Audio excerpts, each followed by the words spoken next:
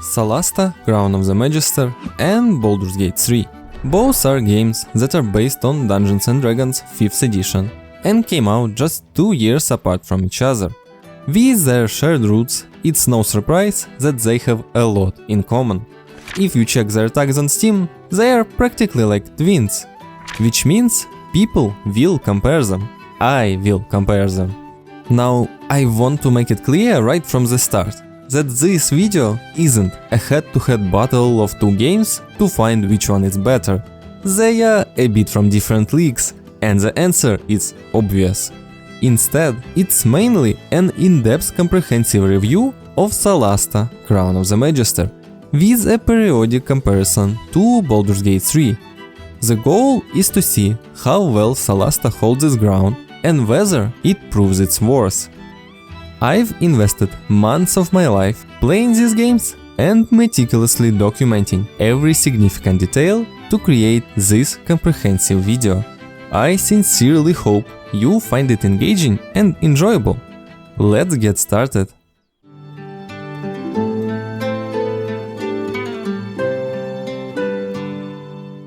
In any D&D game, character creation is a crucial and exciting step that can consume hours. Especially in the tabletop version, crafting the persona you'll embody for countless hours is a task not to be taken lightly. Arguably, in Solasta, character creation takes on an even greater significance, as you would be creating the whole party of 4 characters. Meanwhile, in Baldur's Gate, usually you would create only one fully original character, and 3 others in your party would be the pre-made companions. Or you can skip this step altogether by playing an origin character yourself. But that's not as fun. The process of character creation itself is pretty straightforward and exactly what you would expect from games like this. You begin by selecting your race, or in Solasta's terms, ancestry, each with unique stats and skills specific to that race. By default, in Solasta you have these race choices: 2 types of dwarves, a half-elf, a human, 2 elf variants, and 2 halflings. If you opt for the DLC, you'll unlock essentially the full roster from the D&D Player's Handbook, adding 2 gnome subraces, half-orcs, tieflings, and 5 kinds of dragonborn to the mix. Baldur's Gate 3 offers all that and a bit more, adding Githyanki and Drow races, along with various sub-races, such as 5 more dragonborn types, Durgar dwarves, tiefling sub-races, and more. Regarding race features, Solasta adheres closely to the D&D rules, preserving basically every single detail. But BG takes a different, unique approach. It removes the ability score bonuses from all races and subraces and instead grants everyone an additional +2 and +1 to allocate as desired. What this does is makes the game a lot more balanced and minimizes meta choices, because in the standard D&D system some races were just considered stronger and the obvious choice. For example, why be a tiefling barbarian when you don't need charisma or intelligence? Opting for a half-orc just seems smarter. It is a restricting design, so I really enjoy that it changed. Now you can play any race class combo without worrying if it's optimal. One problem this change could have created is that races that had more than just +2 and +1 to ability scores no longer did and would be much weaker as a result. Thankfully, Larian thought about this and gave humans and half-elves new perks as a replacement. Next up, it's time to choose your class. Much like selecting races, the choices in Solasta may vary depending on DLCs. Without any DLCs, you have access to the classics: Cleric, Fighter, Paladin, Ranger, Rogue, Sorcerer, and Wizard, with these subclasses. However, with DLCs, the options expand to include all 12 basic classes from the D&D Player's Handbook, alongside additional subclasses. Baldur's Gate 3 also has the same 12 basic classes, taken straight from the D&D. Interestingly, while classes themselves are directly taken from the player's handbook in both games, the subclasses take different paths. Solasta comes up with some totally homebrew subclasses, such as Pass of Stone Barbarian, Court Mage Wizard, or Oath of Tirmar Paladin, while Baldur's Gate 3 draws a lot from a variety of other D&D books, like Tasha's Cauldron of Everything and Xanatar's Guide to Everything. The next step is choosing a subclass, if your class offers that option at level 1. If not, straight to selecting background. Your character's background represents what they were up to before adventuring. While it might not carry the same weight as your race or class, it still provides some valuable perks, such as proficiency, language knowledge and starting gear.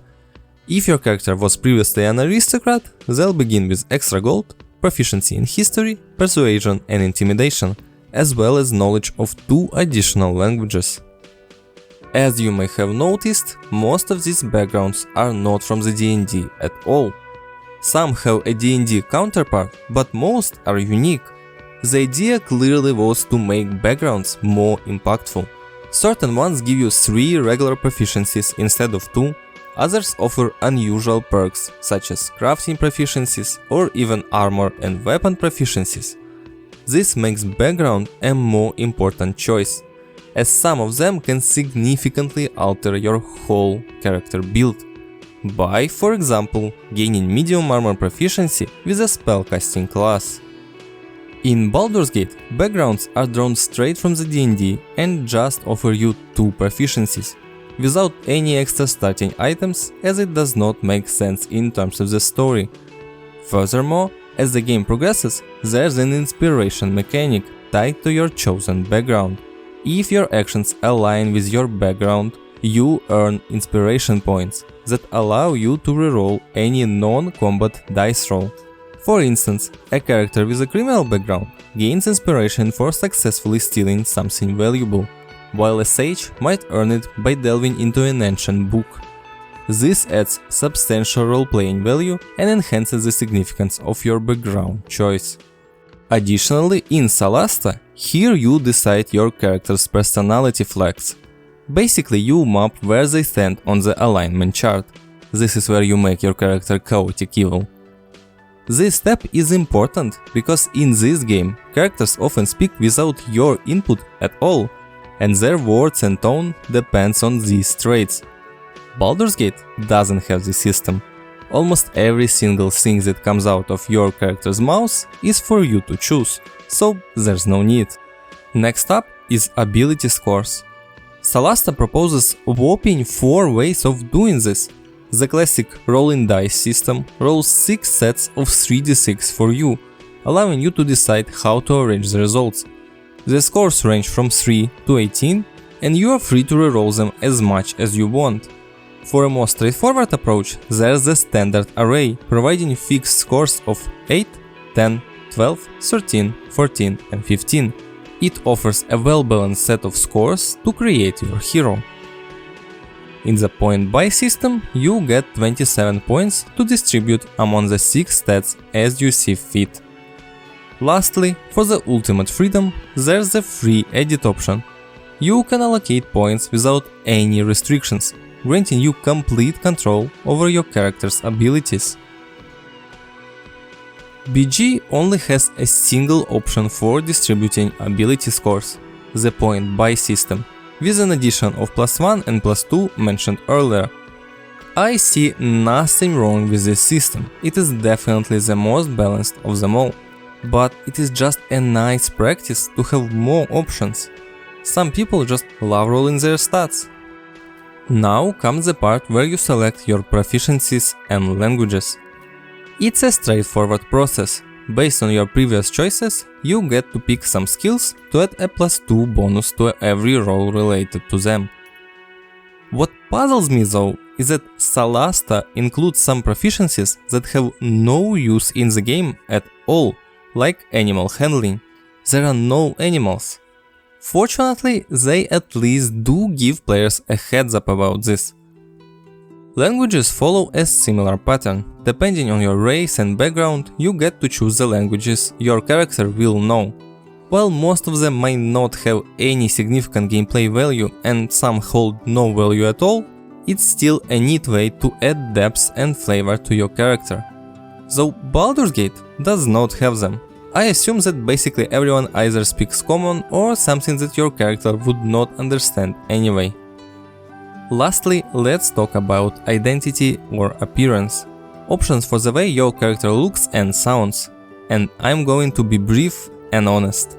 Solasta choices here are just overshadowed by Baldur's Gate 3. Even without comparing the two, Solasta's appearance tool feels rather limited and dated. It's quite a challenge to create a truly unique character. Some faces and hairstyles look outright bad. And some races just do not look unique. Can you guess what race this is? It can be anyone, right? But it was a half-orc. One major disappointment in Solasta is the voice selection.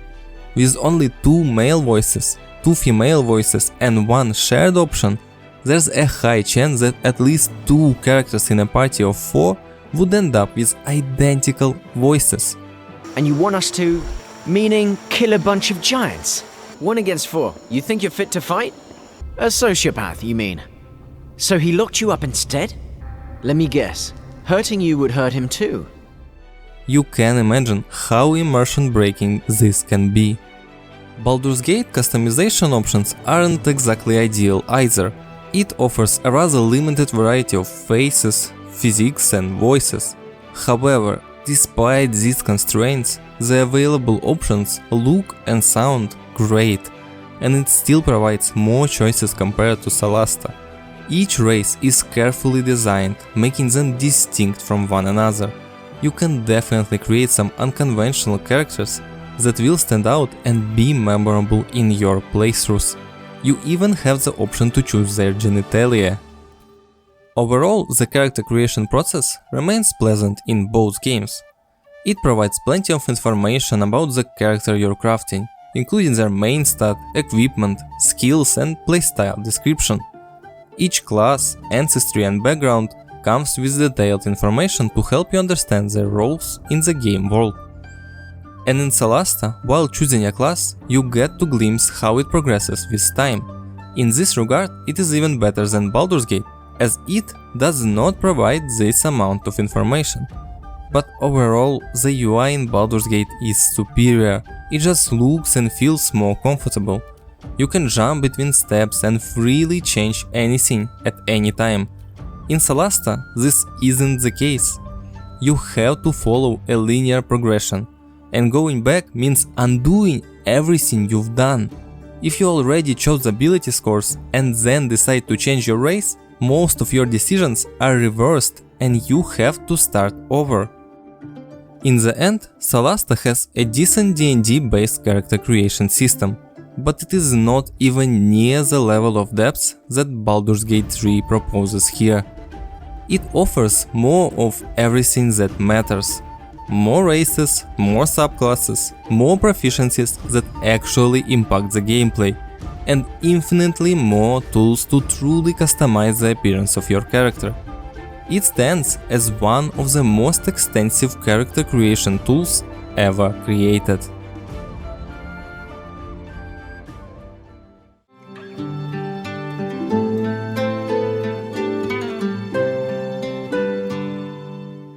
Both games draw heavily from the realm of D&D, but they differ in their settings. Solasta unfolds in its own world, named, well, Solasta. On the other hand, Baldur's Gate 3 takes place in the world of D&D, specifically on the continent of Faerun, centered around the city of Baldur's Gate. Faerun. This means that Baldur's Gate 3 offers an abundance of background and lore. The characters you encounter and places you explore are not just unique to the game. Many of them are well-established entities from previous games and books in the D&D universe. Which, by the way, does not mean that you need to be well-versed in all this lore at all. It just will enhance your experience as you will be encountering familiar faces and going, oh, this guy was my companion in Baldur's Gate 2. On the contrary, Solasta's world is entirely original, crafted solely for the game with no previous lore to draw from. As far as I can say, each character and location you encounter is unique and fresh, which makes the world feel less extensive but theoretically easier to get into. The game starts with our party of adventurers picked to be the deputies of the council. I really appreciated the grounded feeling it gave. You aren't some chosen heroes born to save the world, nor are you bestowed with godly powers. You are just a bunch of travelers that happen to become deputies together. And first assignments are fitting too, like one of the military outposts has gone silent, so council sends you to check up on it. Though this grounded atmosphere doesn't last long. After a few hours into the game, you will uncover the existence of evil magical shape-shifting lizards called Sorax. These creatures, once believed to be mere legends, are real and hell-bent on repeating a catastrophic event from 1,000 years ago to take over the world. And then you stumble upon an ancient artifact that could be the key to stopping them, the Crown of the Magister. This crown binds itself to one of your characters, akin to something out of Lord of the Rings. Just get rid of it. No, we need it. Need it? For what? For its power. I can feel it deep inside. So before you know it, the once modest story of 4 deputies transforms into a grandiose adventure to save the world from an evil race of magical shape-shifting lizards. I can't say it's a bad idea for a story, but I have to admit I felt a bit let down. I enjoyed the initial grounded narrative, and the sudden shift to a world-saving quest caught me off guard. But I have to say that I really enjoyed the inclusion of Sorax in the game. Having an enemy that can shapeshift into anyone and take over their lives adds intrigue and mystery. You're constantly left wondering who might be a Sorax and who's just a jerk. The writers cleverly played with this idea, making me even paranoid at times. Towards the end of the game, I found myself suspecting almost every third character around me to be a potential Sorax. You keep bickering instead of looking for the traitor among you. When it comes to character development and personal stories, don't expect much from Solasta. Given that all the characters are created by players and lack pre-established backstories, it's not surprising that they don't undergo significant growth throughout the plot. At best, you might encounter a single 30-minute quest related to the background you chose. For example, the Aristocrats quest involves receiving an inheritance and deciding how to distribute it among your relatives. It's a small and fitting narrative, but nothing overly remarkable. Unfortunately, not all backgrounds even have such quests, and might offer nothing at all in terms of personal stories. As for the Crown of the Magister, it kicks off an Infinity War-like quest chain. It sends you on a journey around the world seeking out magical gems to power the crown. The hope is that collecting all 8 of these gems will enable you to stop Sorax and prevent the end of the world. The crown wants the other gems back. What? I think I can find them. I can feel them. Each gem comes with its own story and challenges. For instance, one of the gems is held by one of the most powerful necromancers in the world. And this is what you do basically for the entire game. Go from location to location in hopes of finding another gem. Next, I want to talk about what happens at the end of the game. So skip to here if you don't want spoilers. The ending of the story left me feeling a bit bewildered. Everything started happening out of nowhere, and the narrative felt quite crumbled. It can't end like this. After collecting 5 gems, you suddenly get attacked by Sorax, which leads to the council just taking the crown from you. This is especially weird because the crown is magically attuned to your character, and they couldn't take it off, which was established by the council at the start of the story. They believe you're attuned to the crown, that you can't be separated from it. What?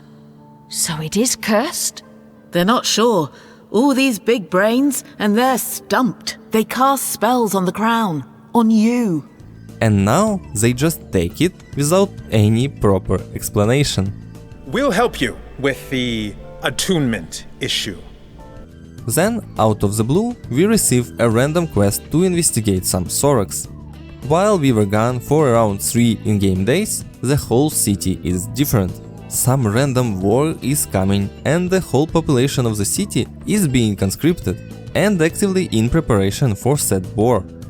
At this time, Sorax obviously steals the crown from the council. It's gone! And the princess of the nation revealed herself to be a powerful dragon with the ability to control time.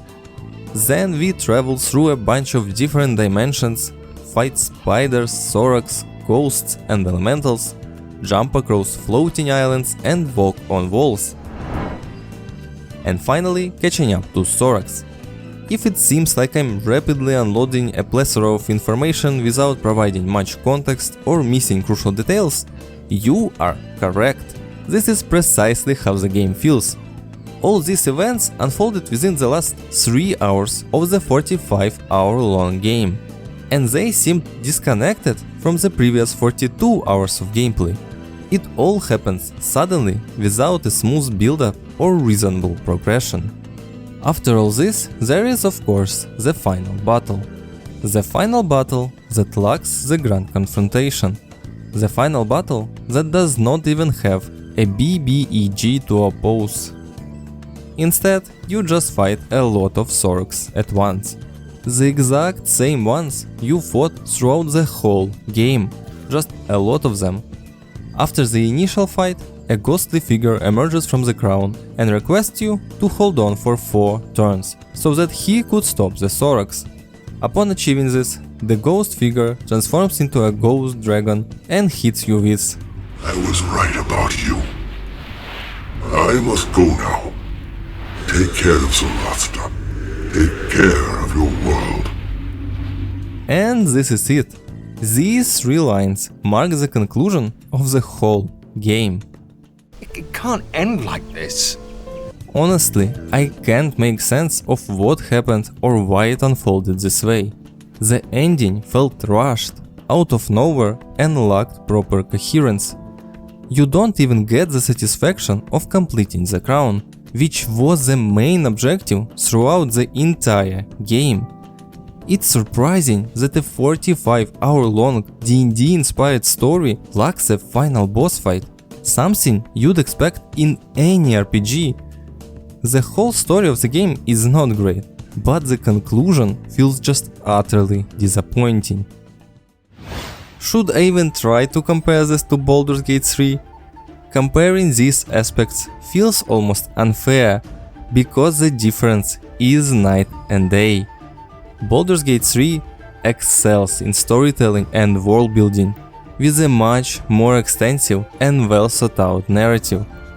The game is filled with captivating stories and interactions. All these characters feel alive, and each of their stories is interesting to follow. The world responds to your actions, providing thousands of permutations based on your choices. Your companions in Baldur's Gate 3 have their own intriguing backstories, secrets, motivations and connections, and they grow and change according to your actions. The storyline of any of the companions is much more compelling and interesting than the whole plot of Solasta. And for the first time in a decade, there are people I care about all around me. Let me enjoy that. Please.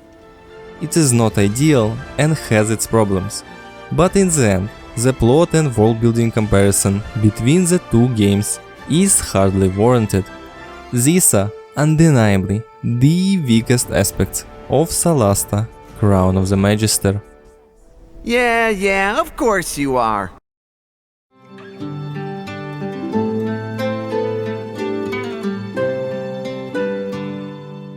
Choices are an essential part of any CRPG, offering the role-play part of RPG.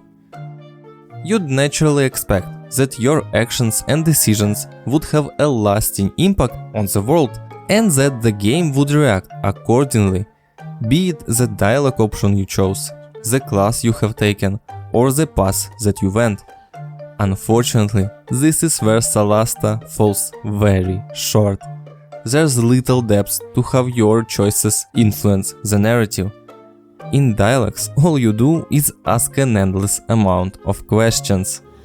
Could we ask you some questions? The Copper Veil of Remembrance? The Stonefist Mercenary Company? Who's Stonefist? The Cradle of Fire? What's the Endless Range? Misconceptions? A place of remembrance? Manacalon? The Pull? Smut?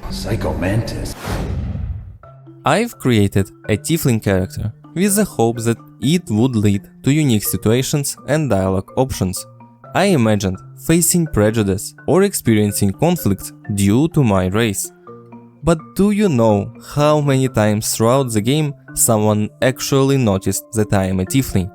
Exactly 0. The same goes for any other race.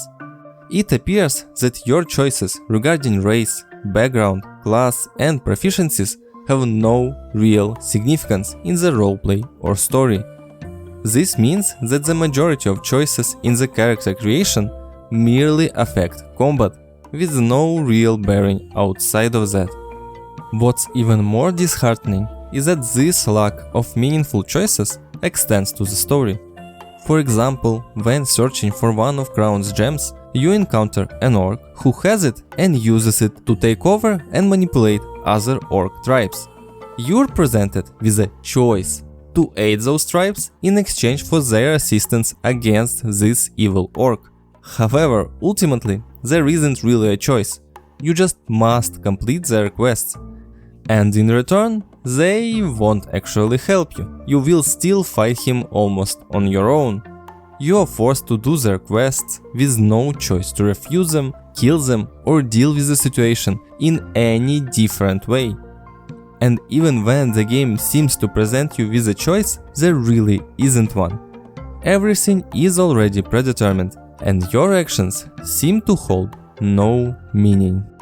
Developers attempted to enhance the game's choices by introducing factions.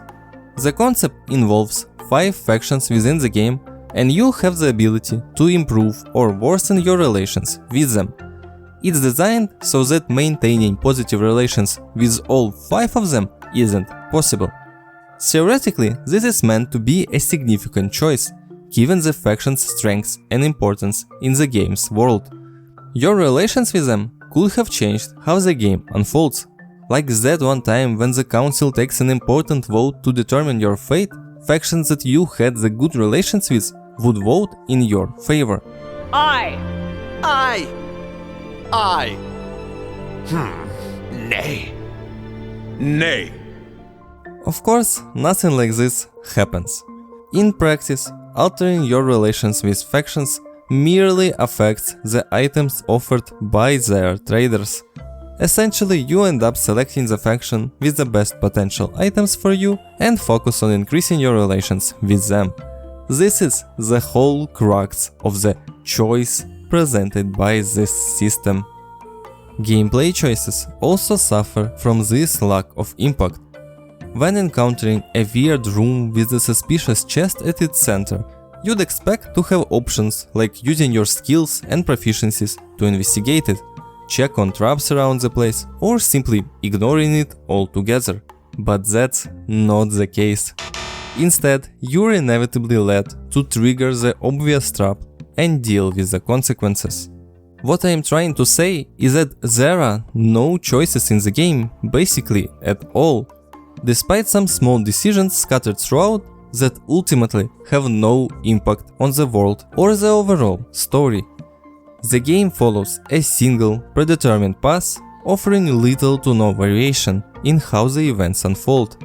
As a big CRPG based on D&D, this lack of player agency is disappointing and fails to capture the essence of a true role-playing experience. When it comes to choices, I have to admit that Baldur's Gate 3 sets way too high of a standard. I can't think of any other game that comes even close to this level of reactivity and permutation. Every single decision you make truly has a significant impact on the world and its inhabitants. It is possible to refuse quests or outright kill NPCs, and the game will adapt. And you know what happens when you create a tiefling in PG?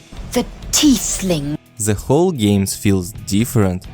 Characters react to your race, and unique and interesting situations arise that non-tiefling character would never experience. This reactivity goes beyond just story choices. Your gameplay decisions also hold weight. Simple things like what path you will choose or even in what order you will explore the location matter. Having a particular party member, class, race or spell on you can change whole encounters. Even things like what weapon did you use to kill somebody, because you can kill them with fire or necrotic damage, and then you would not be able to cast Speak with Dead on them as their body is too damaged, which in turn can lead to you missing whole questlines. The game basically never tells you no, always striving to adapt to your actions and keep the gameplay flowing. All this makes every single playthrough distinct and memorable. Pardon, madam, I didn't mean to doubt you.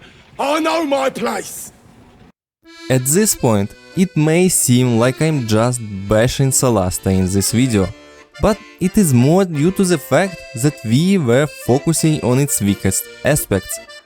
World building, story and choices are just not its strongest suit. However, there are aspects that Solasta is much better at, and we will begin looking at them, starting with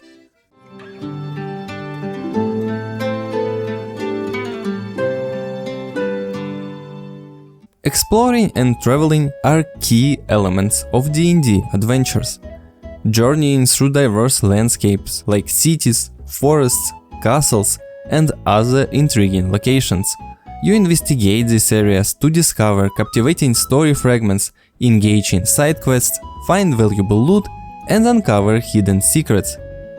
These two games uphold this fundamental concept, although with different approaches.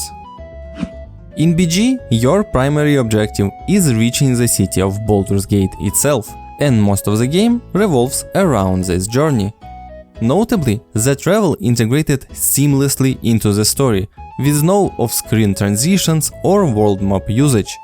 Instead, you manually navigate through each and every location on your path, making the overall scale of the journey quite small in the D&D standards. Solasta offers a wholly different approach. Your journey leads you to various distant locations in its world, so Solasta incorporates the D&D's travel mechanics. The game features a world map for navigation. You choose your destination and the pace at which your party travels, and your characters will physically move across the map. During this journey, a variety of events unfold. Characters may hunt or forage, engage in campfire conversation, and each night they rest. Each step of the world map is a chance for a random enemy encounter. These encounters can be very dangerous. If your party fails a perception check, you will be ambushed. Additionally, the need for food each night adds a layer of realism. Without the food, your party becomes exhausted, impairing your combat abilities. While this whole traveling system is pretty simple, it is immersive and contributes to the game's overall charm. Further enhancing immersion is Solasta's dynamic day and night cycle, where time flows naturally from day to night. Though this feature is visually appealing with its transitioning hues from sunset to sunrise, it regrettably lacks tangible impact on the in-game world. At night, everything stays the same. All the shops are still open and people still mindlessly stand in the middle of the square. Gameplay-wise, this is of course great, but immersion-wise, not so much. In terms of locations, Solasta offers a variety of captivating and inventive settings to explore, from an active volcano inhabited by orcs to foreboding castles harboring necromancers, ancient palace ruins, mystic dimensions, and lush jungle forests. These diverse locations keep the journey feeling fresh and far from repetitive. The issue lies in the simplicity of these locations from a gameplay perspective. Typically, there's little incentive to explore them beyond the main quest, as there's usually nothing noteworthy to discover. These areas yield no intriguing secrets, branching routes, or valuable items. In essence, they are mostly empty. In Baldur's Gate, while there might not be as many diverse locations like multiple cities, jungles, necromancer castles and volcanoes one after another, each area you visit feels exceptionally memorable and teeming with life. The game excels in creating memorable and unique environments.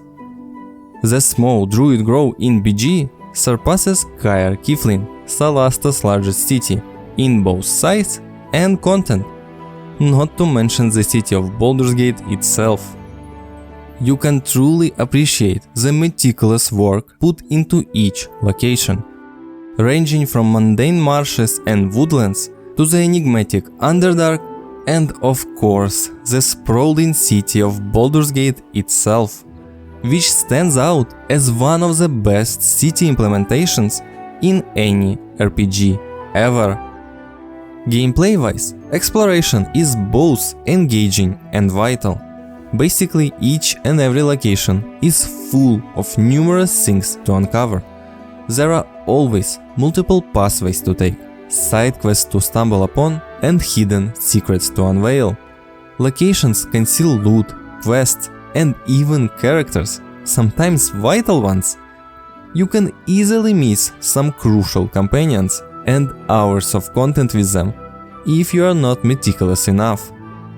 So, taking your time to thoroughly explore pays off with a fulfilling experience. However, there are negatives. One aspect I didn't appreciate is the absence of dynamic time change in BG. It is basically always just the middle of the sunny day, which is not immersive at all. Time only advances with significant story progression or during a long rest. Speaking of long rests, they have gameplay implications. Resting can lead to changes in the game world. Without revealing much, let's say you might encounter an owlbear in a cave near a goblin village. You can choose not to engage it and just leave. If you return after a long rest, you will find that goblins have entered the cave and killed the owlbear. Instances like this are scattered all throughout the game. Being late to certain events might mean you arrive to find people already dead, because you rested instead of helping them immediately. This adds a great deal of immersion and excitement. Overall, the environmental design in both games does a commendable job given their nature. However, it was disappointing to find that Solasta's level design lacks incentive for exploration. Branching routes, secrets and optional areas are rare finds. Most locations consist of narrow corridors with only one path. The lack of loot and side quests probably is a significant factor here. After all, without content to discover, there's little reason to create intricate level designs.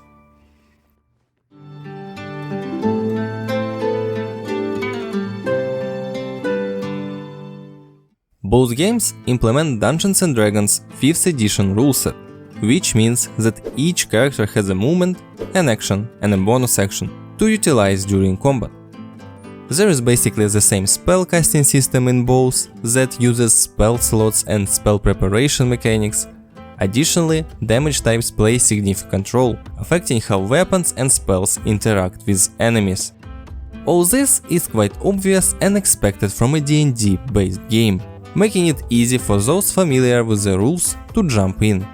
However, if you go deeper, you would see that these games in fact have a lot of differences and are not the same at all. And that's what I want to focus on, exploring the unique distinctions that set them apart. For one, Solasta and BG have very different approaches to the implementation of D&D rules.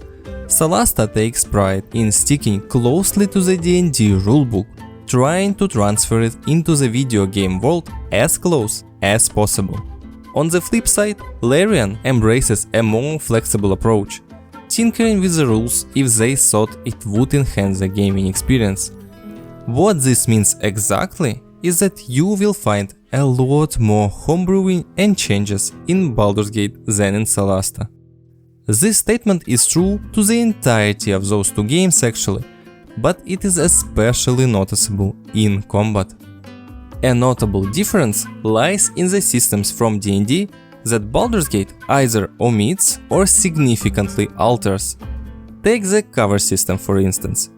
In D&D, characters can find cover behind objects, providing different levels of protection. It grants a bonus to AC against ranged attacks based on the type of cover used. This system is nowhere to be found in BG, while it is implemented in Solasta almost exactly. Another example just like this is the absence of dodge and ready actions. In Solasta, you can ready an action during your turn, allowing your character to perform it between turns if the conditions are met. For example, you can prepare an attack or a cantrip to activate upon seeing an enemy.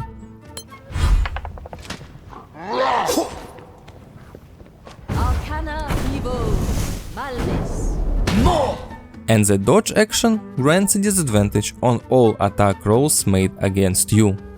Baldur's Gate also removes the ammunition system for bows and crossbows, making basic attacks infinite, with only special arrows requiring finding, crafting or buying.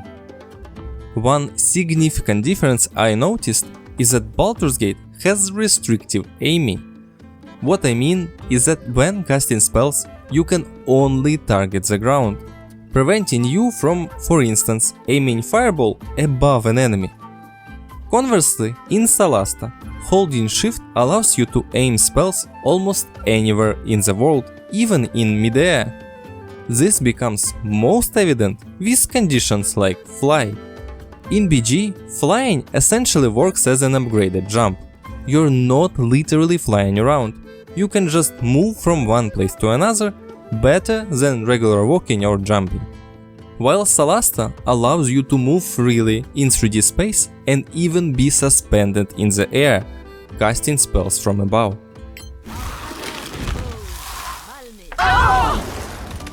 There are numerous differences like this between the games, with Solasta closely following D&D 5th edition rules and incorporating more systems and mechanics from the source material.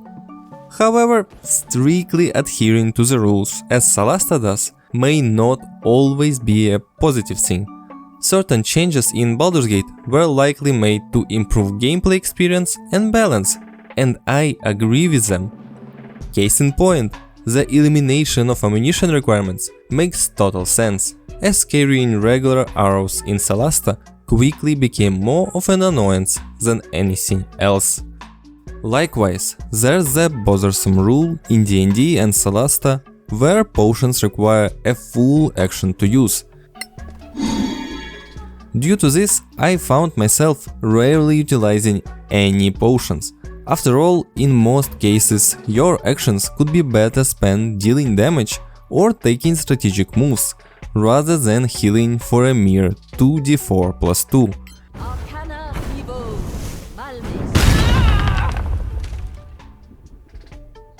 It's no wonder that making potions a bonus action is one of the most common homebrew rules in D&D.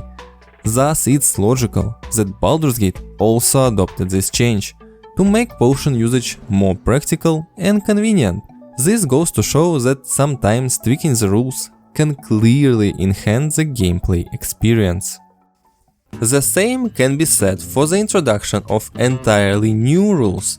One of the big problems in D&D is that martial classes can feel a bit boring. Unlike spellcasting classes that enjoy a variety of spells and cantrips, martial classes often boil down to a few basic attacks each turn. Baldur's Gate has an ingenious solution to this problem. They assigned each martial weapon in the game a set of additional skills that it provides if you have proficiency. So, alongside regular attacks, you can execute skills such as Lacerate, Cleave, Concussive Smash or something wilder. This clever approach not only makes these classes more engaging to play, but also makes looting more valuable. Also, Baldur's Gate 3 introduces some interesting high ground mechanics.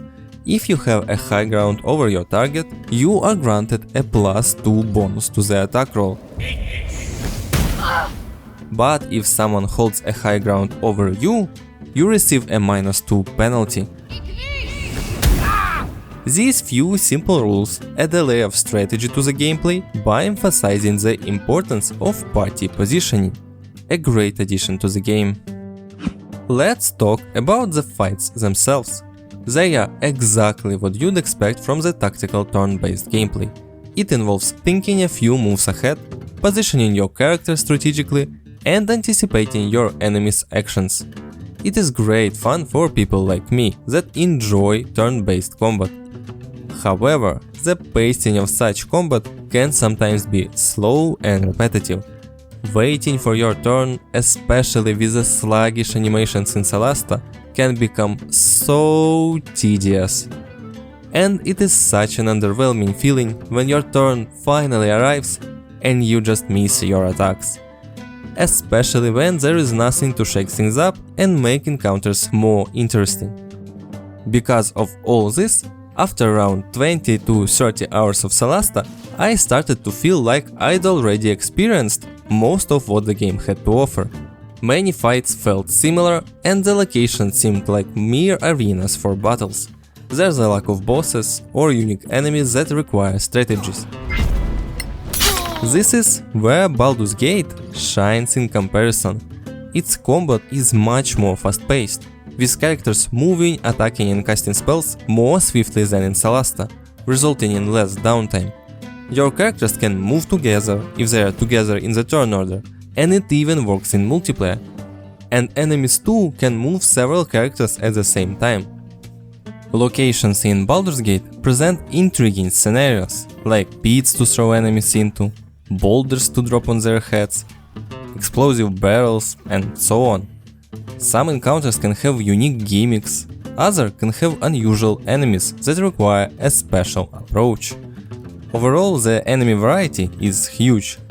The game encourages experimentation. You can throw objects and even characters around, utilize grenades with various effects, and throw potions for tactical advantages. It offers a broader range of spells and skills for players to explore and experiment with.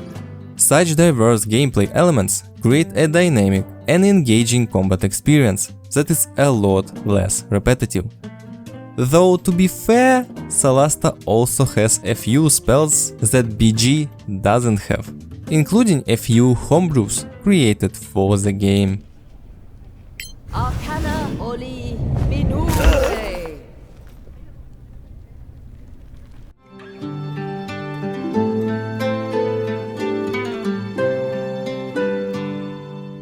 We're more than an hour into the video, so I think it's a perfect time to talk about tutorials.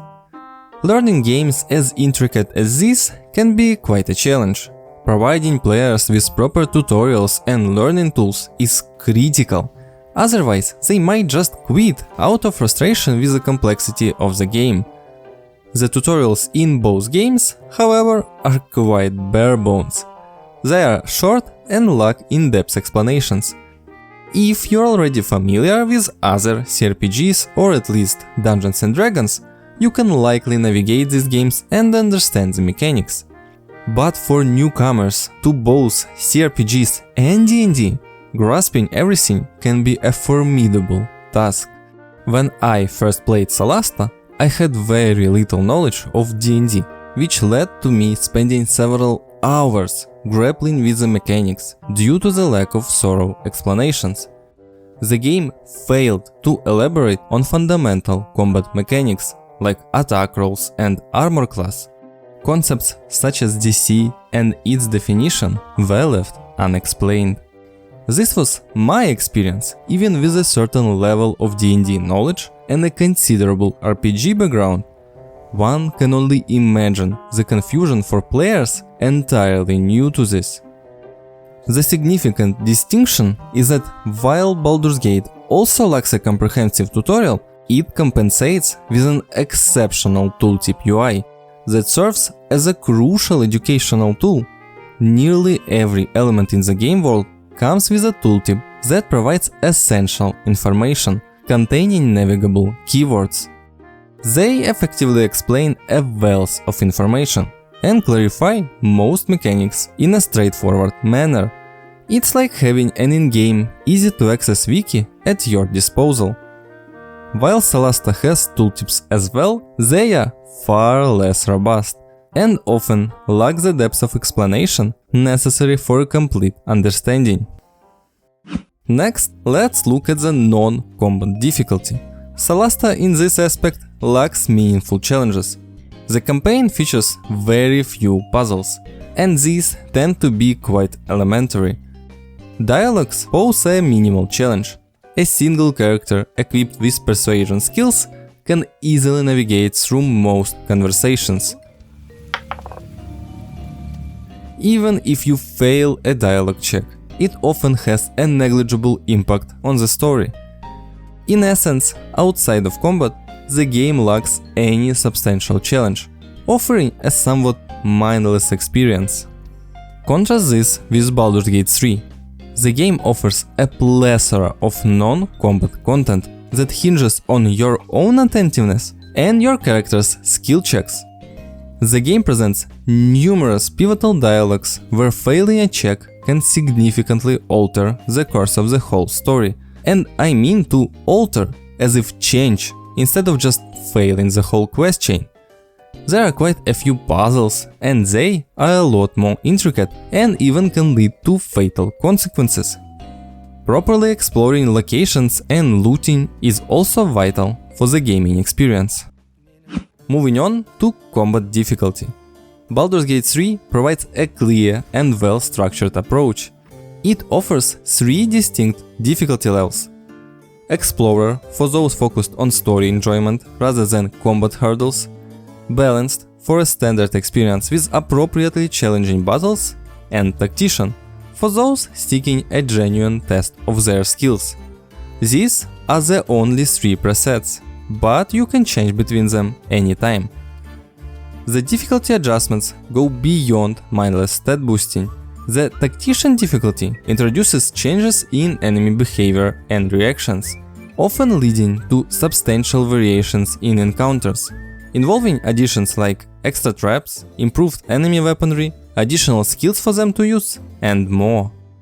One thing I want to mention is that the game becomes notably easier with time, even on the highest difficulty, especially if you have some prior experience with CRPGs and D&D.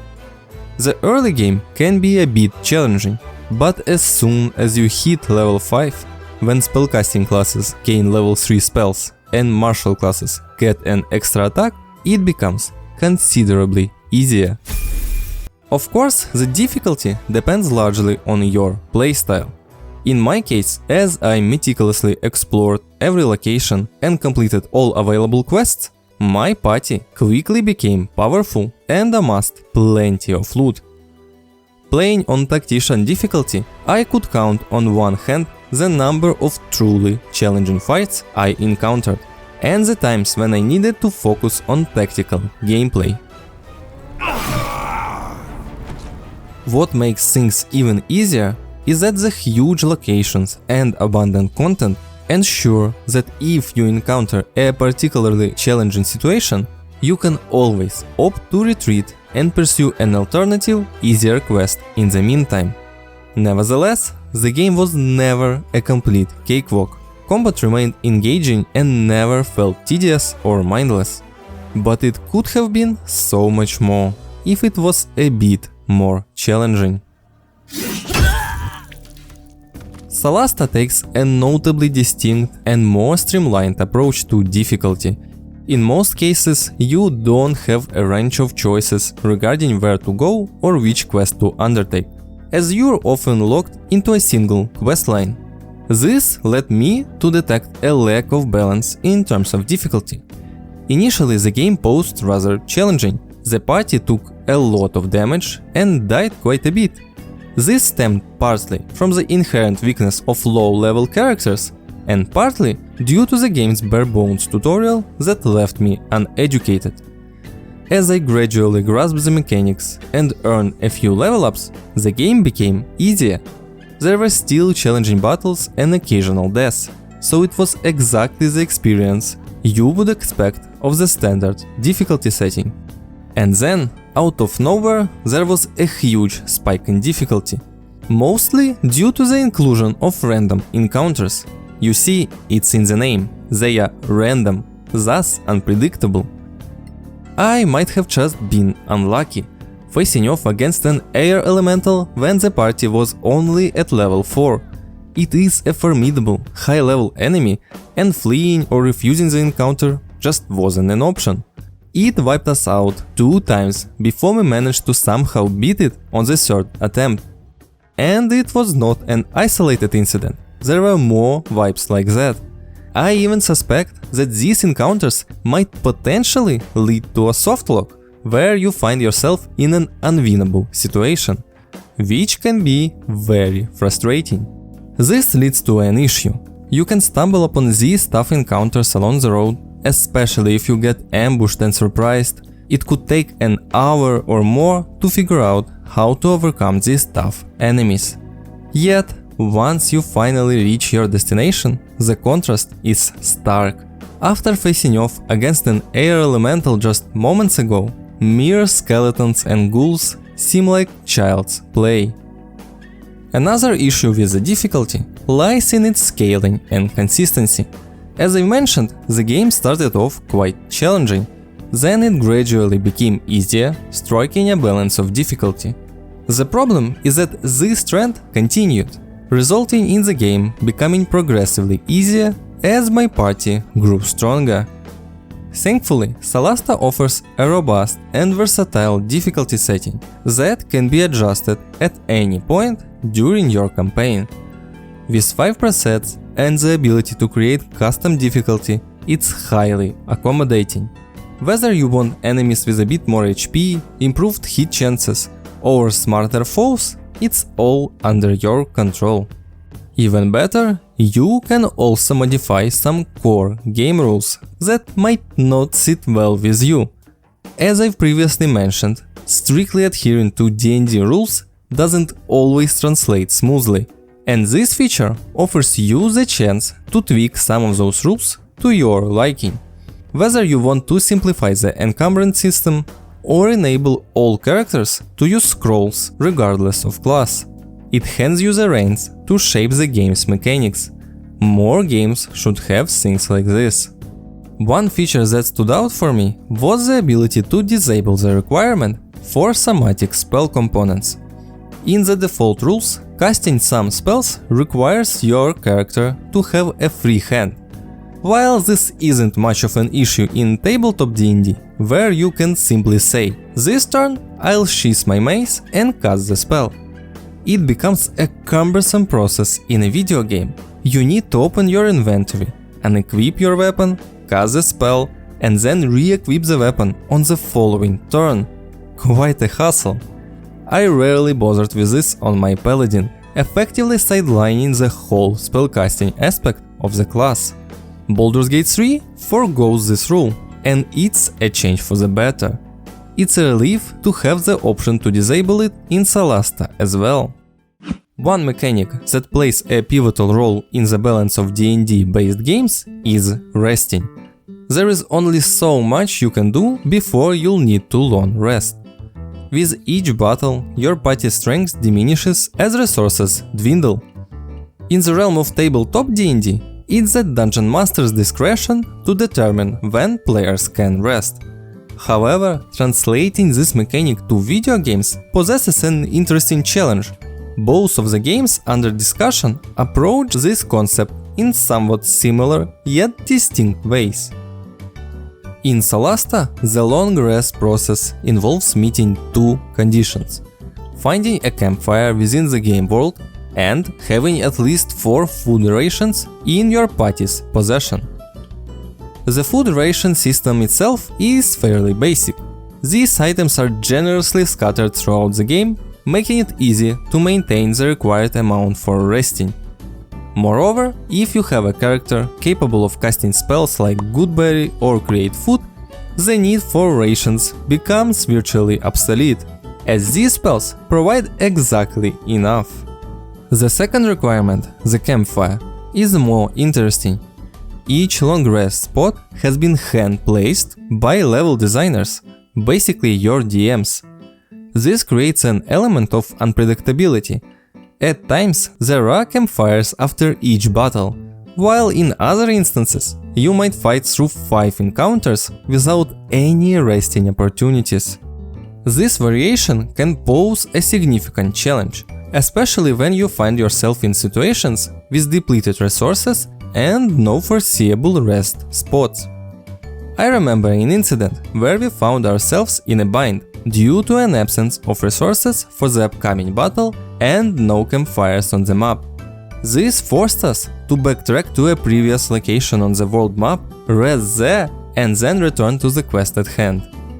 The issue with this mechanic in Solasta also lies in its susceptibility to cheese.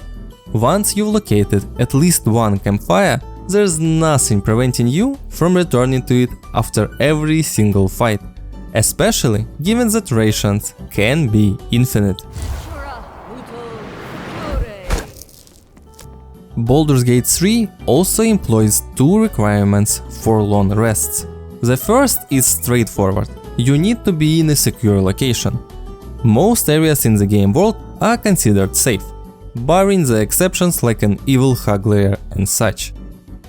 And the second requirement is that you just need to have enough food on you. Then, at nearly any point, you can initiate a long rest by clicking the corresponding button, transporting your party to the camp where you can replenish your strength at the cost of the food. Creating an infinite food supply is more challenging here. Unlike Solasta, where you have the Create Food spell, the alternative, Hero's Feast, is a level 6 spell that you acquire near the end of the game, and the Goodberry provides only a negligible amount of camp supplies. While this means you probably can't long rest after every single engagement, there is still an abundance of food scattered throughout the game world, making resting never a problem.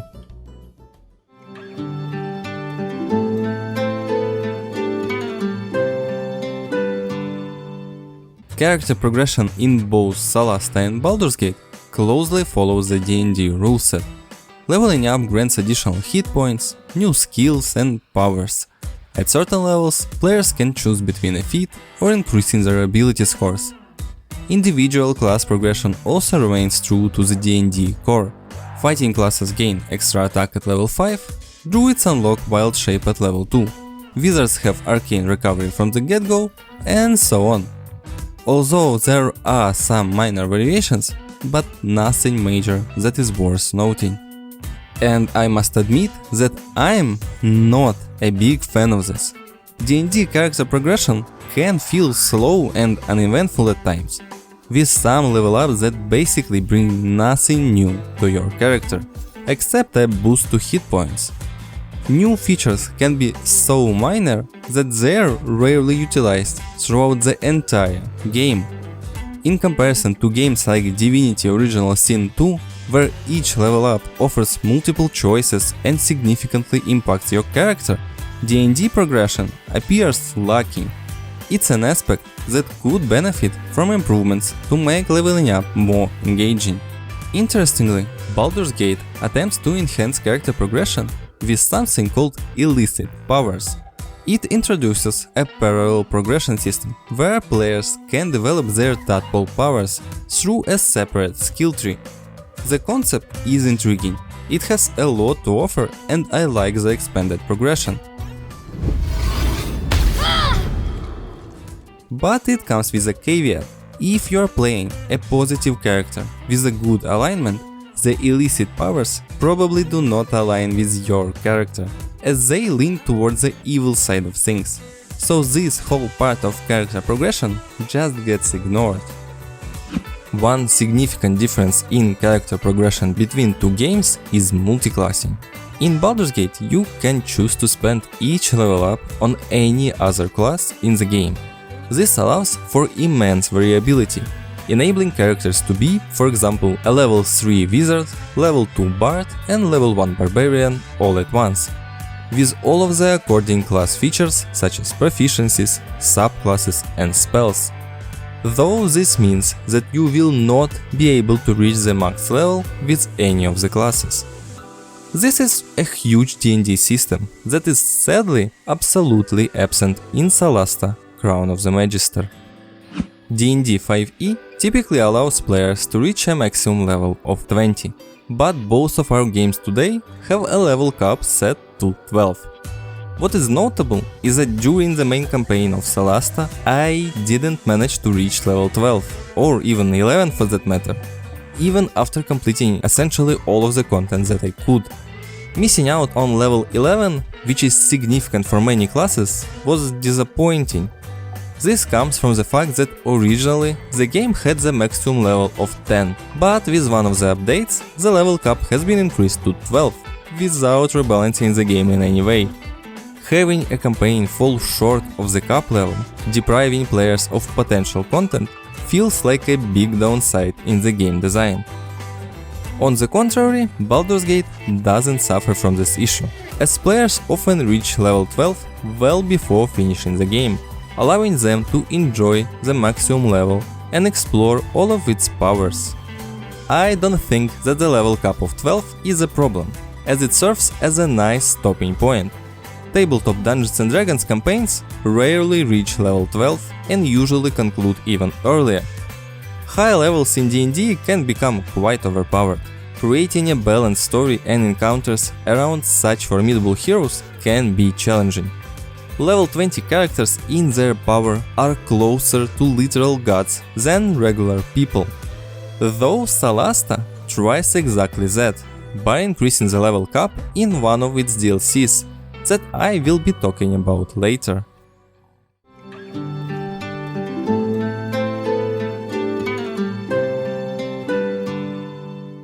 Loot holds a significant role in any RPG, deeply intertwined with character progression. Acquiring new shiny items can transform the gameplay experience. And in Solasta, this system is atrocious. You just don't get new items. And I don't mean that you stumble upon powerful items early on and use them throughout the game. I'm referring to the fact that throughout the whole playthrough, you might not find better items than the ones that are just available in the shop. Our ranger literally finished the game with a regular +2 bow and +1 medium armor. But that is a remarkable loot in comparison to the wizard. During the entire 45-hour-long campaign, I did not stumble upon any other armor aside from the starting one. There wasn't even an alternative purely for cosmetic purposes. I understand that this somewhat mirrors the D&D experience, where loot isn't always abundant. However, the key distinction is that a dungeon master can tailor the loot to their players, offering items that hold specific appeal for the party. In Solasta, you might receive a lone new item during the last 5 hours of gameplay, and it may not even suit your party's composition. At least there is a crafting system. Most of our weapons were actually products of crafting rather than looting. While this crafting system is a welcomed addition, I can't help but feel that it falls short of replacing the excitement of traditional looting. There's a certain joy in stumbling upon a new treasure in the depths of a dungeon that crafting can't quite replicate. Additionally, it's important to note that not everything can be crafted. For instance, I've encountered no blueprints for clothing items throughout the journey. Poor wizard. Apart from weapons and armor, the crafting options extend to include potions, ammunition, poisons, and scrolls. Yet I'm inclined to think that this elaborate crafting system might not be entirely necessary. Throughout the gameplay, you naturally come across a plethora of potions, poisons and scrolls anyway. Plus, I didn't find myself using them all that often, rendering crafting largely unnecessary. If anything, the main thing this system introduced is a flood of crafting related junk items, which I kept hoarding just in case. Baldur's Gate handles looting with a much more adept touch, offering a greatly more satisfying system. It still doesn't flood you with rare items. Comparatively speaking, I'd say the frequency of item drops is lower than in other expansive RPGs like Divinity Original Sin 2, but there's enough.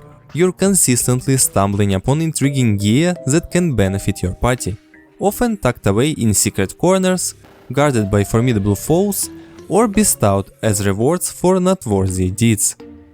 One particularly appealing aspect is the way the game enables you to take unique gear from NPCs. If you spot someone wearing a distinct piece of armor or wielding a remarkable weapon, there's a good chance that you can obtain it for yourself.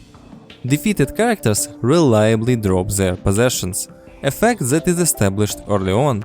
During the tutorial, if you disregard the objective to flee and instead eliminate a specific enemy, you're rewarded with one of the game's finest early game weapons.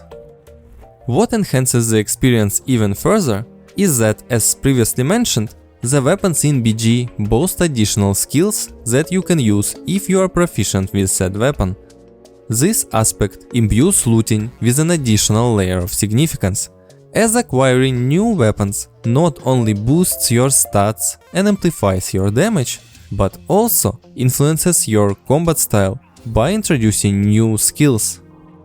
While occasional weapon and armor crafting opportunities do arise in Baldur's Gate, they are rather designed as side quests than actual crafting systems.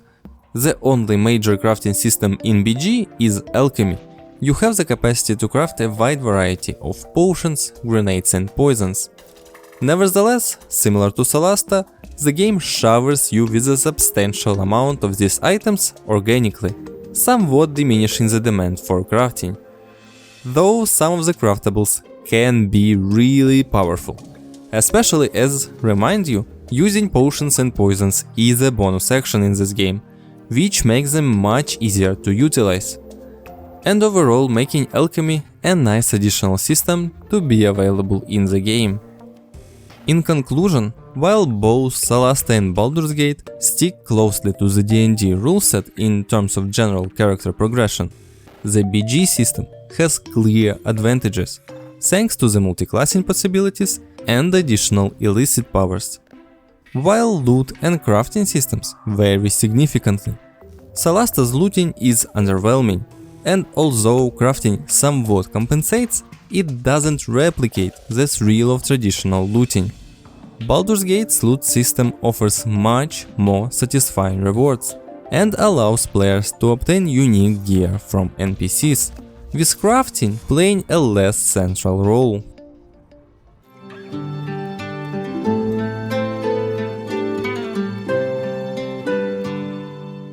Both games offer a multiplayer experience through cooperative play. This means you and your friends can play through the games together, and both of them support co-op for up to 4 players. In Solasta, the co-op implementation is quite solid. During combat, there's a noticeable banner in the center of the screen that announces the actions of other players. You can even see their cursor move as they aim at targets. While it would be nice to have a more detailed view of your partner's actions, the current implementation works well. Outside of combat, you can access and view each other's characters and inventories, exchange items and so on. You know, things you'd expect from a proper cooperative experience. Every dialogue and event in the game is designed for the whole party. So if one player engages in a conversation or enters an event location, all other players are automatically brought there as well. So it is impossible for someone to skip important bits. During dialogues, when there is a choice to be made, only the host decides what the party will say. Other players can offer their opinion through voting, and the host sees these votes. Regardless, they can choose to ignore them and proceed as they prefer. I see why it is done this way, but it would be a welcome addition to have an option for a dice roll when disagreements arise, rather than leaving the final decision solely to the host. The main negative regarding co-op is that there are some technical challenges with the experience. Various issues can arise, such as desyncs, where what other players see doesn't match what happens on the host screen. You might have items in your inventory that shouldn't be there, or miss attacks that should have landed. The positive side is that addressing these problems was relatively straightforward by using a simple, reliable save and reload. You don't even need to rehost the game, everything just gets back to normal. And the things like this were a very rare occurrence. Another technical concern was occasional lagging. At certain points, the game could start slowing down and lagging without any apparent cause. Although the FPS for both of us was consistently above 100, the visual experience seemed more like running at 15 FPS. At times, the lag became so pronounced that the game practically became unplayable. Unfortunately, saving and reloading didn't remedy this issue. It would appear randomly and then disappear just as randomly. Sometimes after a minute, sometimes after 15. We did some investigating and concluded that the likely culprit was server overload. The European server, in particular, experienced problems during peak evening hours when the majority of players were active. Switching to a different server resolved the problem entirely. Cooperative in Baldur's Gate 3 has a bit different picture. I would say that the technical implementation seems fine. If you ever played Divinity Original Sin 2, you know exactly what to expect from this one. It is very similar, with some improvements here and there. In combat, unlike Solasta, there's no way to know the intentions of other players. The huge plus though is that there are simultaneous turns. If you are going one after another in the turn order, you can make your turns simultaneously.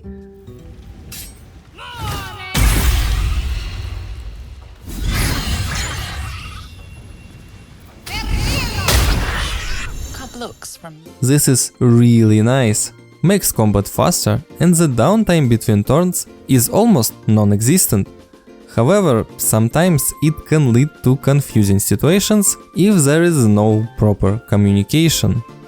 Outside of combat, you always can see other players and their actions. Their character sheets, including stats, are readily available, and you can even access their inventories. What's weird is that you have full control of their inventories and can just freely take their items or place your items in their inventories. At first, there was quite a serious problem with co-op. When someone started a dialogue, there was no way to bring other players into it automatically. Each player had to manually click to overhear the conversation. This setup could easily lead to missing out on important dialogues that someone else is engaged in. Fortunately, patch 3 addressed this by enabling automatic overhearing when a party member enters a dialogue. When I say overhear the conversation, I mean precisely that, not participate. Other players, their characters and companions don't make any appearance during your dialogues. Other players can vote on dialogue options, but only the initiator decides the outcome. This weird dialogue system is the main drawback of the whole co-op experience. It makes it so that playing in co-op makes companions noticeably less reactive. With 2 players each controlling a single companion, the experience feels like 2 separate parties, rather than a cohesive group of 4. This divide means that companions will be far less engaged with the events in the game world and offer fewer comments. Additionally, the interactions and banter between companions will be notably reduced. I don't care for fish. Red meat, now that's a different matter. Rare as can be. Dripping. In general, I'd say that playing co-op in Baldur's Gate, while enhances the combat, unfortunately detracts from the storytelling aspects, thus diminishing the overall enjoyment. When someone else initiates a conversation, you're completely excluded from the story. Fewer companion interactions make the game noticeably worse. You get less character development, less world building, and less immersion. The whole world of Baldur's Gate 3 feels less responsive and dynamic. Companions seem much less relevant. Therefore, if you prioritize a coherent story and immersive world building over combat and group enjoyment, I would highly recommend embarking at least on your first playthrough solo. In my opinion, this offers a much more immersive experience, which is essential in a game like this. Conversely, in Solasta, the scenario is rather reversed. Immersion never was that important in this game, so co-op significantly enhances the experience. When you're playing with someone else, it makes the game more fun. You tend to overlook the narrative and world-building issues, as well as the occasional visual hiccups. Hence, if the opportunity presents itself, I strongly advise opting for co-op play in Solasta.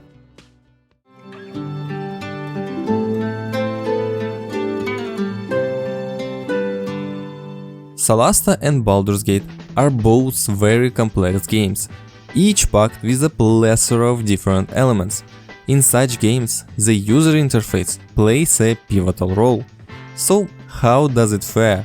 Is it user-friendly and easy to navigate? Can you always grasp everything that happens on the screen? Let's explore this aspect. Given the trend so far, you might expect me to criticize Solasta's interface while singing praises for Baldur's Gate 3. However, it's not that straightforward. I'd say both games offer rather competent UIs, yet not without their flaws. I've already highlighted the awesome Tooltips UI in Baldur's Gate 3 and talked about how it adeptly conveys information and explains most mechanics in a straightforward manner. Nonetheless, in BG they are also far from ideal. On occasion, item and spell description lack clarity.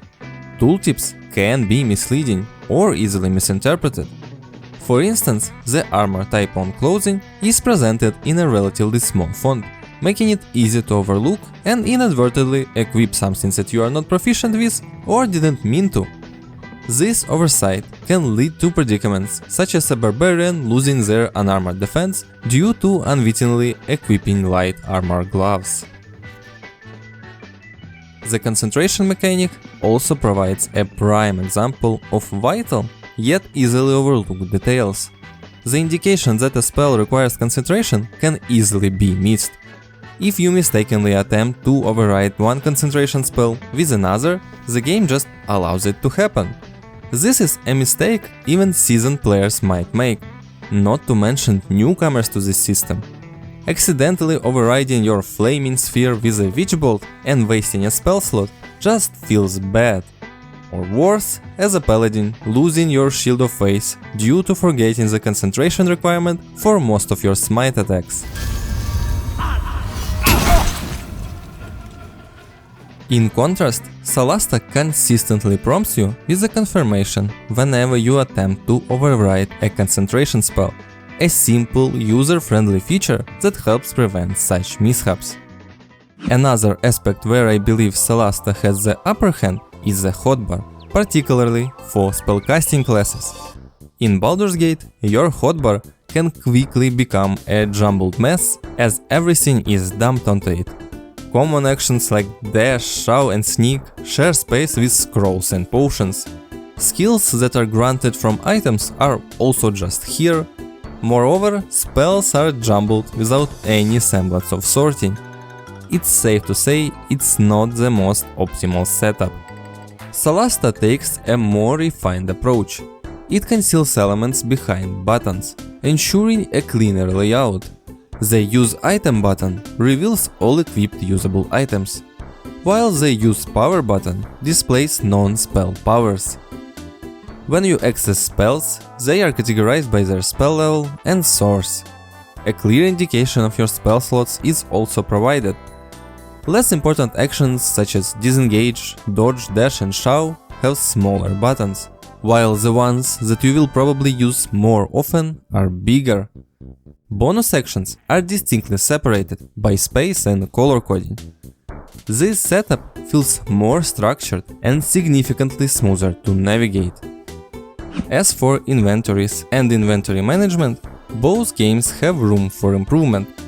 Clutter can swiftly accumulate, making it challenging to locate specific items. While Baldur's Gate 3 offers more sorting alternatives and incorporates a search feature, the interface can feel somewhat small. I presume this layout is designed to accommodate the ability to simultaneously view all 4 inventories, which is a nice feature.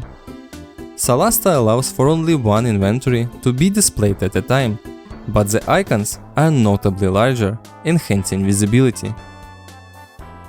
A common issue in games like this revolves around the sheer variety of items cluttering your inventory. There are quest items, the just-in-case items, items for sale, and of course the stockpile of potions and scrolls that you save for the next scary encounter that you will never actually use. Solasta tackles this challenge by allowing you to conveniently disregard anything you don't currently need. After some time, the Scavenger Guild will collect these items for you. Then you can review the items they've gathered, retrieve what you require, and automatically sell the rest. This feature strikes an excellent balance between immersion and practicality, making inventory management a better experience. In Baldur's Gate 3, inventory clutter becomes a notably larger issue due to the sheer volume of items in the game. And to be honest, there isn't much you can do about this. The best the game can offer is the ability to instantly transport any item to a chest at your camp, shifting all the clutter from your inventory to this chest. Alternatively, you can attempt to organize items manually, utilizing the various available containers such as chests, pouches, sacks and even rib cages to categorize your belongings. However, the game doesn't automate this process in any way, requiring you to painstakingly stash each letter you come across manually, which can be quite a hassle. Another pivotal element of the interface in CRPGs is the journal, and in Baldur's Gate 3 it excels. First off, it's straightforward and doesn't overwhelm you with walls of text. Secondly, the journal is written from your character's perspective, resulting in an immersive and easily digestible format. So it provides necessary information seamlessly, maintains immersion, and enriches the game world. I found myself consistently checking the journal to access the new updates. On the other end, there is the journal in Solasta. It is much simpler, primarily serving as a tool to achieve a single purpose, informing you of past actions and upcoming objectives. It's essentially just a quest log. It might not be the most exciting read, but it helps you figure out what to do. In Solasta, there's also the inclusion of a bestiary, which enables you to access character sheets for enemies you've encountered during gameplay. It displays their name, size and appearance, and with sufficient knowledge, you can delve into their stats, weapons, resistances, weaknesses and more. Baldur's Gate doesn't exactly have a bestiary, but you can simply use the examine option on any character you encounter to access a comprehensive array of information about them. Examining characters like this is not only very useful both for immersion and gameplay purposes, but it's also just fun. Seeing that the local cat weighs a whole 5 kilograms is interesting. Lastly, I want to discuss navigation, particularly the main map and the minimap. In Solasta, the minimap, if you even can call it that, isn't all that helpful. It's more like a compass, showing the general direction of your next objective without displaying an actual map. The main map, however, is much better executed. It displays crucial information like your objective and interactable characters. Plus, it allows you to fast travel around the location, saving you from time wasting running. I want to take a moment to appreciate its design. The way it portrays the world in real time, shows people moving and trees swaying in the wind. Purely in terms of design, it's one of the best maps I've encountered. In BG, the map is straightforward and well designed, very much in line with the D&D aesthetic. It's detailed and clearly displays your objectives. You can even fast travel and set custom waypoints. It's essentially everything you'd anticipate from a well-designed map. The minimap is all the same. It is literally the miniature version of the main map. So, as you can see, evaluating the interface element in these games isn't entirely straightforward. On one hand, Baldur's Gate offers helpful features for navigating the UI. The journal is awesome, and tooltips are one of the best.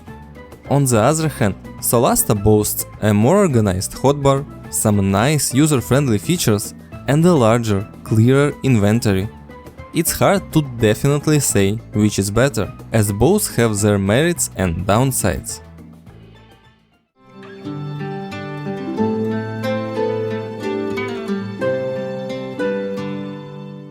At the moment, there is no information regarding any DLCs for Baldur's Gate 3.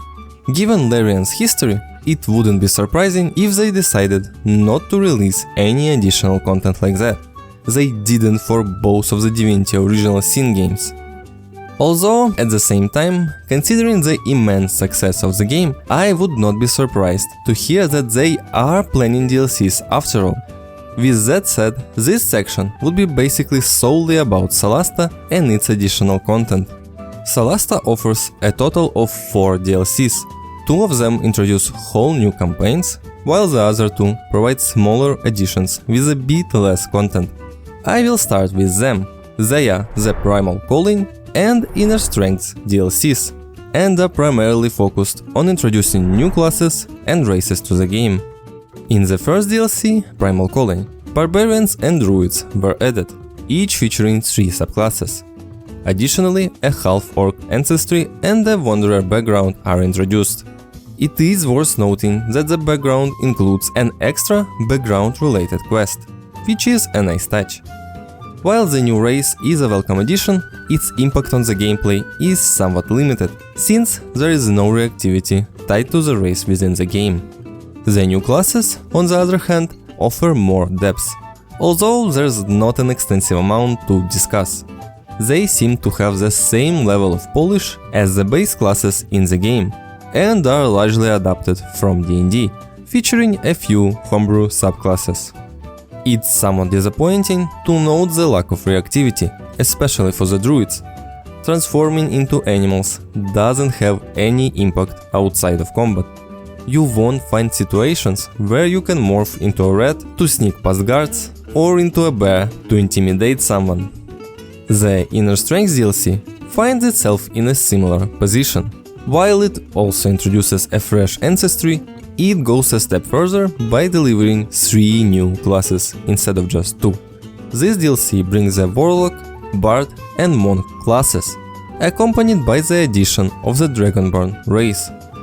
Notably, there's no inclusion of a new background, which isn't a substantial loss, to be frank. We've had the chance to fully explore all 3 of these new classes, and they hold up well, providing engaging and enjoyable experience that closely mirror their tabletop D&D counterparts. However, there are a few oddities present, One instance that stood out to me is when a warlock chooses the Pact of the Chain at level 3, they don't gain the familiar summoning ability as expected.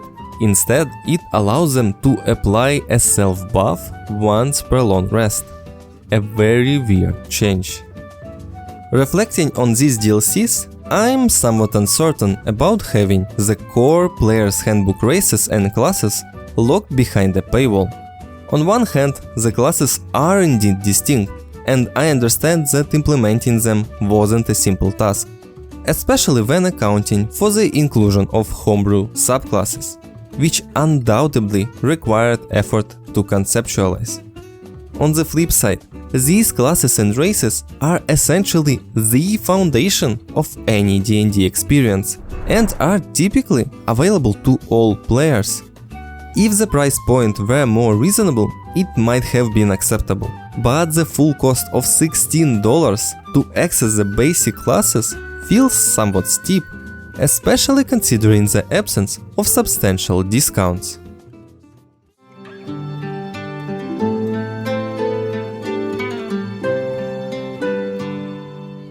This DLC marks both the latest and final addition to the game, though it was actually the first one I've delved into. The reason being that it extends the narrative of the main game's Crown of the Magister campaign, even offering the opportunity to import characters from there into this new campaign. Your characters should be around level 11 at this point, and this campaign lets you level up to 16. I think that raising the level cap to 16 was a smart move. Having the ability to learn spells up to level 8 is awesome. And I can say that your party feels too overpowered, which often is a problem with high-level D&D campaigns. Although, to be frank, Solasta can't do justice to many of these high-level abilities. Most of them should look much more epic than it makes them. Just take the Firestorm spell for example. A storm made up of sheets of roaring flame appear in a location you choose.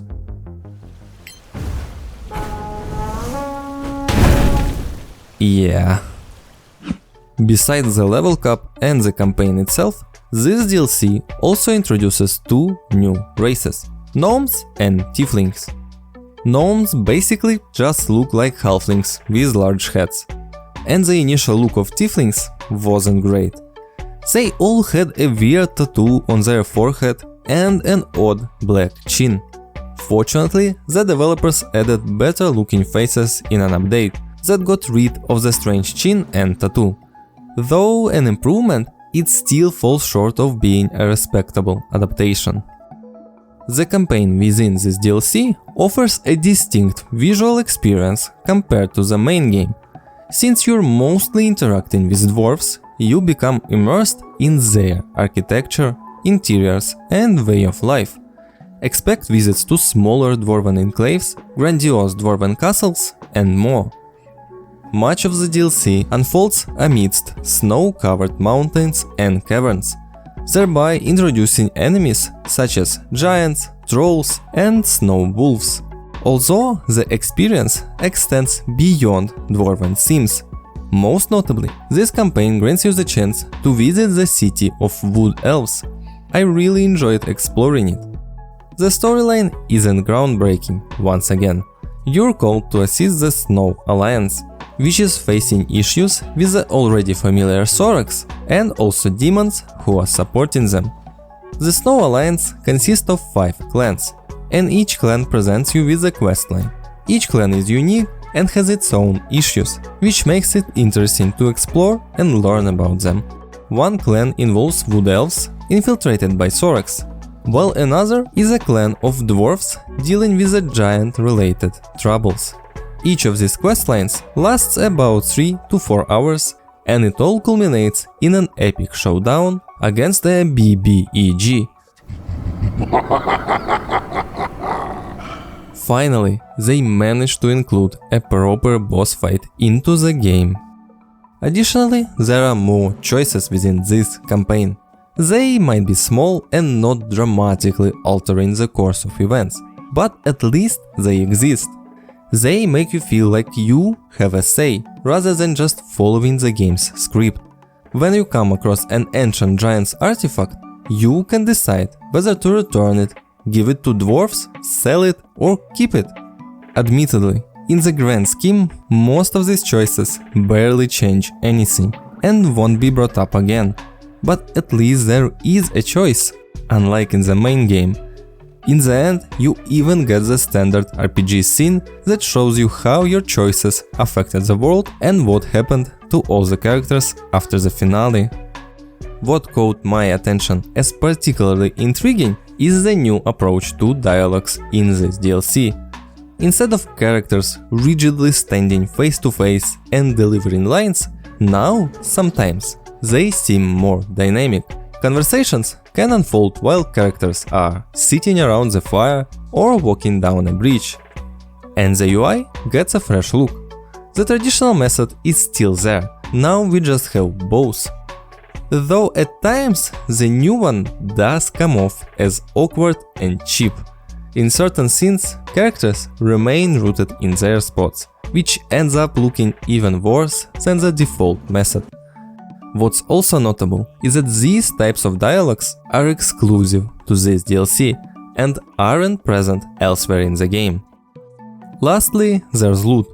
Finally, this DLC brings a true RPG experience by handing out loot to your party. You come across a steady stream of new and upgraded items for your characters, and even quest completion can yield rewards. In the span of this DLC, we have found around 10 legendary items, whereas we found none in the main game. In essence, this DLC significantly enhances the core game. It tackles various aspects that were problematic in the main campaign, such as offering better choices, a much wider array of intriguing loot, dialogues that can feel more natural, and a well-executed climax with a proper boss showdown. The catch is that it feels a bit odd, considering these improvements weren't integrated into the main campaign. While these enhancements are welcome, it really feels that they should have been part of the base game, rather than tucked away in a separate DLC.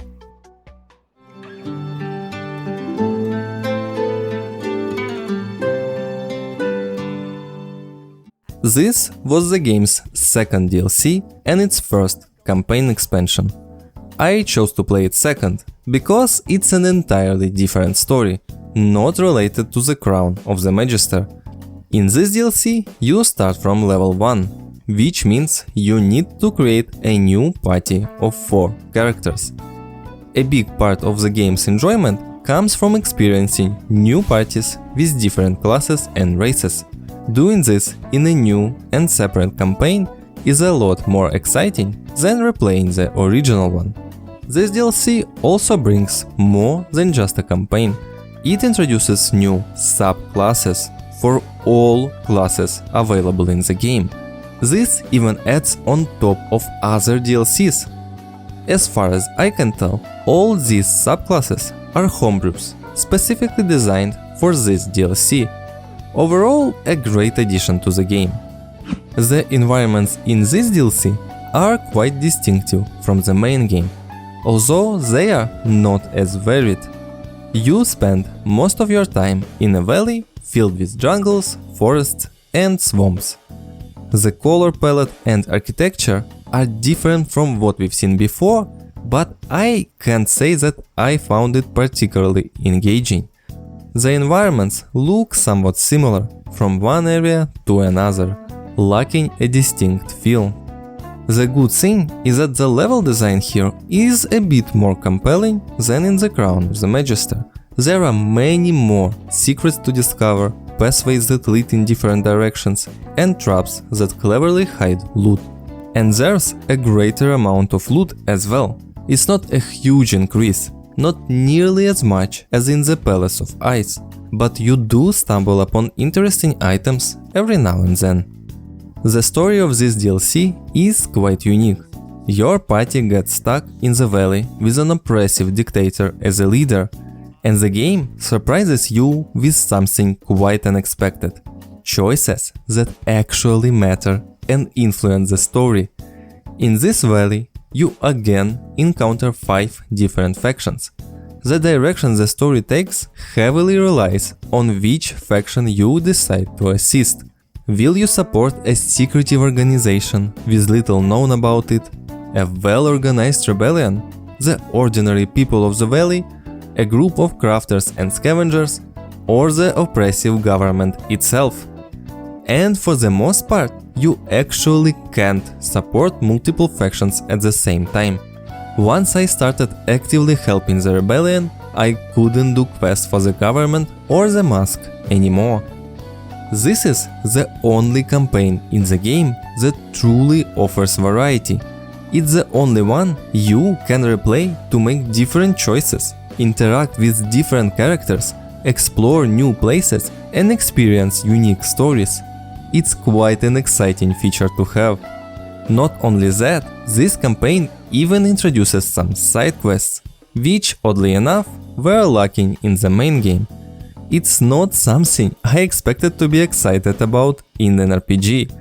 These side quests consist of small stories and opportunities, aiding a random giant in building a chair, hunting a wild bear for its meat, and the like. Although modest in scope, these quests add a nice touch, expanding the game world and providing extra content. However, all these branching pathways and choices are far from flawless. In this campaign, I encountered one of the most frustrating examples of diverging approaches. After investing around 5 hours into a faction's questline, there was a sudden, random persuasion check. If you happen to fail this check, the entire quest chain collapses and the faction becomes hostile. Go and don't come back. We will take care of ourselves without your help. All your progress gets wiped out.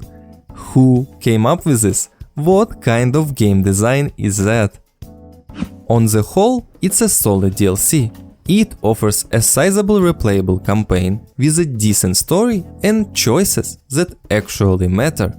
There are fresh enemies to face, novel places to explore and new characters to meet. In many ways, I find it more appealing than the main campaign, yet I still can't confidently say it was a great experience.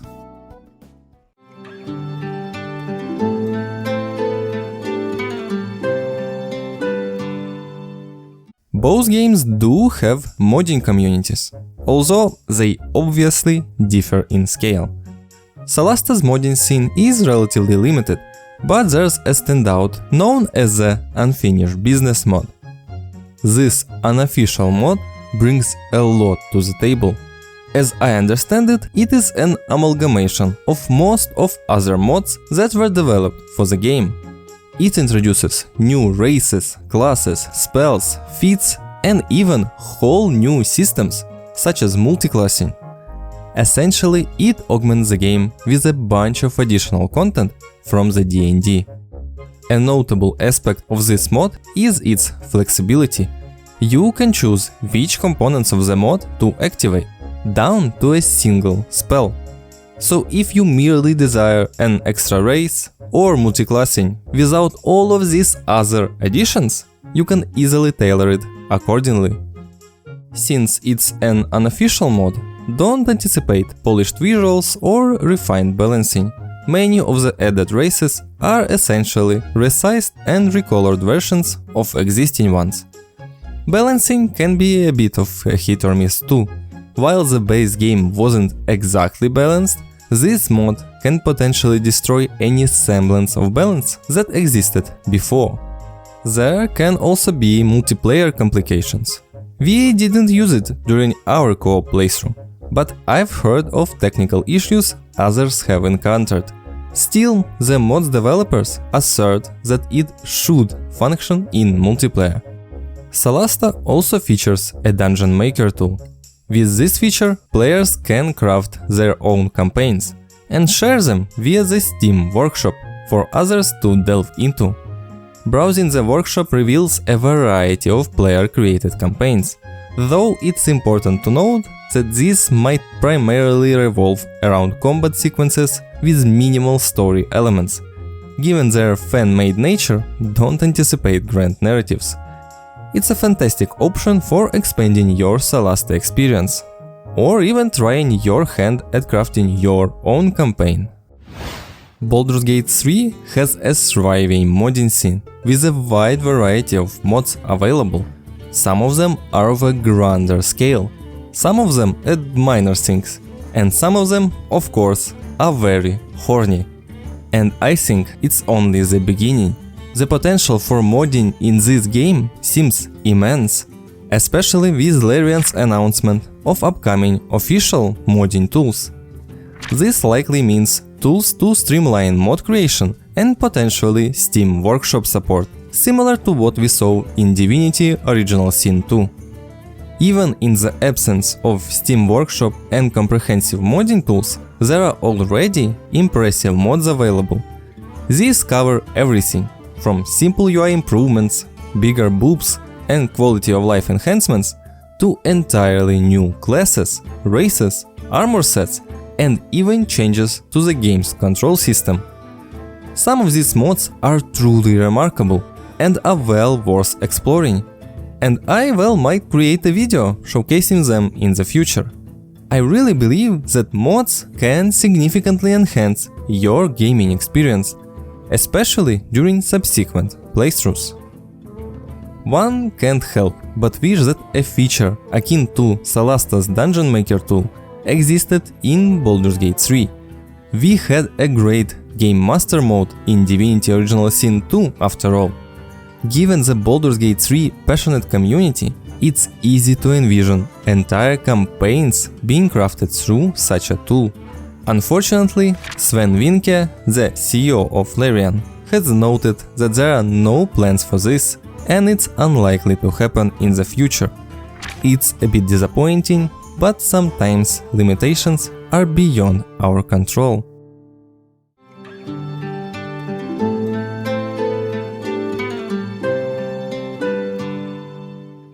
I don't think that Solasta is a bad game. It does have some areas that definitely could have been better developed, but I can't get rid of the feeling that there is potential somewhere beneath all that. It has earned its moment in the spotlight, and I'm glad to have played it. Its implementation of combat is quite nice, and overall it definitely has some good ideas in it. The ability to aim in a 3D space, a well-designed hotbar, the fluid difficulty settings, the close following of D&D 5e rules, and the ability to change some of these rules on the fly. These are all very valuable attributes that even games like Baldur's Gate 3 lack. Yet, when taking the entire experience into account, there's no comparing it to Baldur's Gate 3. It stands out as a breathtaking masterpiece with boundless possibilities and permutations. It's not merely enjoyable to play, it grants you unparalleled freedom with a world that rarely tells you no. The game adapts and evolves based on your choices, featuring a cast of one of the most unforgettable and fascinating characters, each with its own extraordinary story and one of the best voice actings I ever heard. What in the sweet hells were you thinking, activating that lot? I was right there! Gods! Do you have any idea how much that hurt?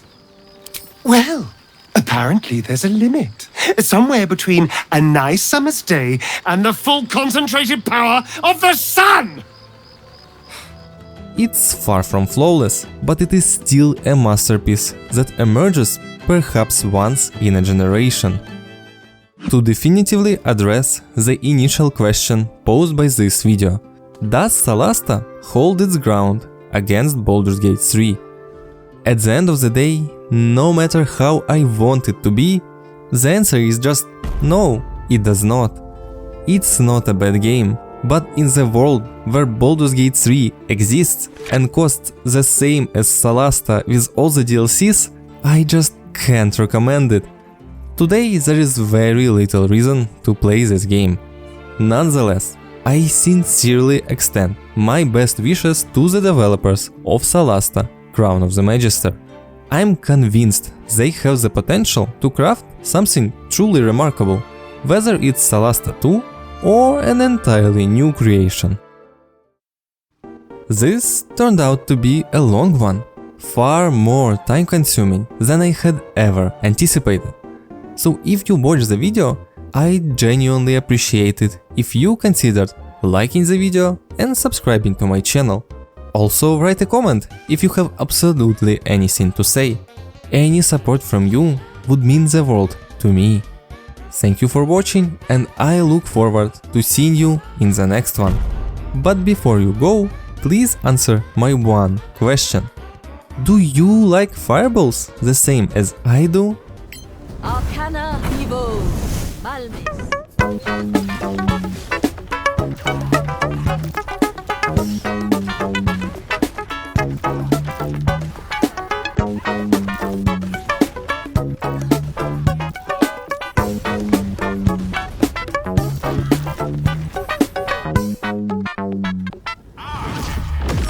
Excuse you.